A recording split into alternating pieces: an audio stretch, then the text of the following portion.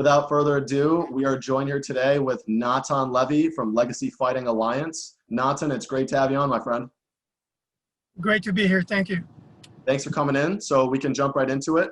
This fight was originally scheduled to take place back on July 10th, but it got pushed back to this past weekend. We know that the coronavirus played a bit of a part in that. So just talk about your preparation for this fight while having to deal with all of these other external factors as well.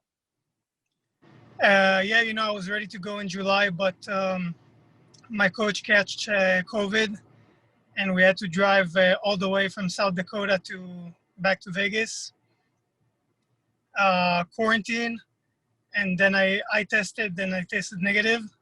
So I just got back to training a few days later. Didn't take any break. The original fight was going to be at 55, but the Ben Lugo, my opponent, wanted to do it at 45. So, I had the time to cut the weight. So I just got right back on my diet, right back to training. Did a lot of outdoor training, did a lot of mountain training. Especially after being quarantined, I wanted to see some nature. So it was good to drive to Mount Charleston here in Vegas, see some trees, see some green, get some altitude in my lungs. And that's it. Awesome. So just talk to us a little bit about the LFA for any listeners who might not be as familiar with that fight promotion. Yeah, LFA is a great fighting promotion. It has all the best talent outside the UFC in the US, especially in the West Coast. It's the biggest feeder to the UFC. So most of the people who win a belt in LFA go on to fight in the UFC and be successful. A lot of the fighters nowadays that are known, like Sean O'Malley and all kinds of other fighters, all went through LFA. So I really think it's a great promotion. The competition level is really high. What I'm really trying to do is, fight at a high level, get ready to compete at the highest level, and that's in LFA. So what's it like being in the same training camp, not only for such a long time, but also training for the same person for that whole time? My training camp started June last year because I want to fight and I was ready to go again as soon as possible. I had some fights fall through, but I'm always in the gym. I'm always in the gym 2-3 times a day, usually 3 times a day. Twice is like a light day for me. So I was training for this fight for over a year. One more month, it doesn't really make a big difference. I was ready and I stayed ready. Great. And how did you get in connection with your gym, Syndicate MMA, and when did you make the full move to Nevada? So almost 7 years ago, I came to Vegas for the first time. I met my striking coach, G. McGiff. I got really super lucky to meet him, and we really clicked. We started working on my striking. I came from a karate background, but I couldn't really punch well or do a lot of things that are needed for MMA. And he brought me to Syndicate. He told me, you need grappling, you need training partners, you need fence work. And he brought me to Syndicate, and same thing, I fell in love with the place, and I've been here ever since. At first, I was always flying in and out of Vegas because of my visa. So that's what I did for 4 years. I would go to Israel for 6 months, work, save money, come to the US for 3 months, try and get a fight. A lot of times I couldn't, but after 2.5 years of doing that, I got my first amateur fight. And then 3 years ago, I turned pro, got an athlete visa, and moved here. So you're in Nevada, and it's called the fight capital of the world to some people. So I'm sure there's a lot of different MMA gyms around there, quality MMA gyms. What made you choose Syndicate over any of the other ones? You're right, there are great gyms here in Vegas. First of all, it was Vegas for me because, like you said, it is the fight capital of the world. When I was doing karate, I wanted to be the best. So I flew and trained in Japan and got my black belt there. And same thing for me, the moment I decided I want to do this MMA thing, I just left everything and flew to Vegas. For me, I haven't tried a lot of other gyms. I've seen some, I've visited some. I have friends who train at other gyms, so I went and watched them train. But for me, the biggest thing was I wasn't trying to find the gym with the most champions and the most big name fighters. It's not me, I need I know I need somebody that's hands-on on me, and that's what I felt I was getting at Syndicate. At the time when I joined, most of the team were amateurs, and they were all doing really well as amateurs, all winning fights after fights, getting titles. And at that time, that's what I wanted to do. That's what I wanted to be. I wanted to be a good amateur and then turn into a good pro and keep going from there. So really, I found this team that I knew I could grow with. And like I said, we just clicked. I felt right at home. And for me, it's not about the big names, I'm going to go somewhere and they're going to turn me into something. No, everything is in you. You ever seen Kung Fu Panda? Yeah. So the secret ingredient is nothing. It's within you, right? Mm-hmm. You think you're going to go to some gyms and they're going to turn you into Yoel Romero? No, everything's within you. Of course, you need great coaching, but sometimes I feel like fighters think about that thing too much. Like, oh, they lose, gotta switch camps. Now you won 15 fights with your camp, just one loss, and you switch camps like it's socks. You can switch camps, it's fine, but don't forget that you're the one, who wins the fight and you're the one who loses the fight. So talk to us a little bit about your progression that you've made as a fighter throughout the last couple of years, compared to the beginning of your career in early 2018, your professional career, to now.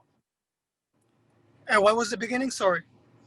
Talk to us about the progression that you've made as a fighter from the beginning of your career in 2018 to now. Yeah, I made, I think, a huge improvement. From turning pro to where I am right now. I wish I could have gotten more fights. 3 years, I would have liked to have had 12 to 15 fights, but especially that I wasn't hurt or anything. But it is what it is. I train my ass off. I try and improve every day I come to the gym. I'm trying to not just come in and do my own thing. I'm trying to learn. I'm trying to absorb. I'm trying to do the move of the day that we just learned. Even in my last fight, a lot of the foot trips, takedowns, a lot of it is stuff I learned recently, but I'm trying to implement it. And I think if you show up every day and not only show up, but, show up mentally, show up focused, really put in an effort to learn, I think it makes a huge difference. And to go off of that a little bit, I've noticed that in your professional career and non-professional career combined, you've had 5 fights fall through, and that's definitely a solid amount of fights. And what I would assume is a tremendous amount of time and preparation that was given leading up to these fights. So talk to us a little bit about your difficulties with cancellations and if it's frustrating to you at all. I wish it was 5 fights. Before I had my first amateur fight, I had 9 fights fall through. The 10th one was my first amateur fight. Even in my second amateur fight, my opponent left the locker room. We weighed in 145 the day prior. We were in the locker rooms, he just left. And I fought some dude from 170 on a 30 minutes notice. He ended up not being a good fighter, but I didn't know. I just said yes to fight him. So I've had a ton of cancellations. A lot of times that the opponent said yes to a fight, and 1 week later, before the contract is sent, suddenly they have they can't get off work. They got insomnia. They hurt their ankle, all kinds of things. But it's the way of the sport to weed out the weak. You know, I'm not the only one who has trouble finding fights. And a lot of people I know would break. A lot of people would say, you know what, I'm done with this. I'll go back to where I'm from.